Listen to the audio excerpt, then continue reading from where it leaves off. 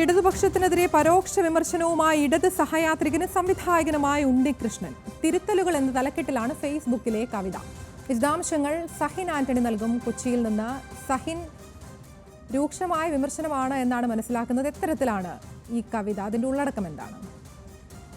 അതിനെ സൂചിപ്പിച്ചതുപോലെ തന്നെ ഇടതുപക്ഷത്തിനെതിരെ പരോക്ഷമായ ഒരു വിമർശനവുമായി രംഗത്തെത്തിയിരിക്കുകയാണ് ഇടത് സഹയാത്രികനും തന്നെ സംവിധായകനുമായ ബി ഉണ്ണികൃഷ്ണൻ. തിരുത്തലുകൾ എന്നാണ് ഈ കവിതയ്ക്ക് അദ്ദേഹം ഫേസ്ബുക്കിൽ ഇട്ടിരിക്കുന്ന കവിതയ്ക്ക് തലക്കെട്ടിരിക്കുന്നത്.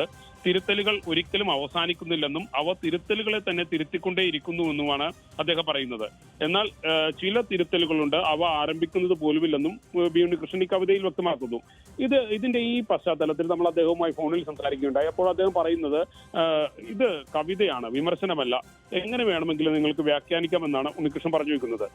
തിരഞ്ഞെടുപ്പ് തോൽവിയുടെ പശ്ചാത്തലത്തിൽ തിരുത്തലുകൾ വരുത്തി മുന്നോട്ട് പോകുമെന്ന് കഴിഞ്ഞ ദിവസം മുഖ്യമന്ത്രി വ്യക്തമാക്കിയ സാഹചര്യത്തിലാണ് ഈ കവിത എന്നുള്ളത് കൂടി നമ്മൾ പരിശോധിക്കേണ്ടതാണ്. ആദ്യം ശരി, ഇടതുപക്ഷത്തിനെതിരെ വിമർശനവുമായി രംഗത്തെത്തിയിരിക്കുകയാണ് ഇടത് സഹയാത്രികനും സംവിധായകനുമായ ഉണ്ണികൃഷ്ണൻ. തന്റെ കവിതയിലൂടെയാണ് ഉണ്ണികൃഷ്ണൻ വിമർശനവുമായി രംഗത്തെത്തിയത്. സഹിൻ ആന്റണിയാണ് വാർത്തയുടെ വിശദാംശങ്ങൾ നൽകിയത്.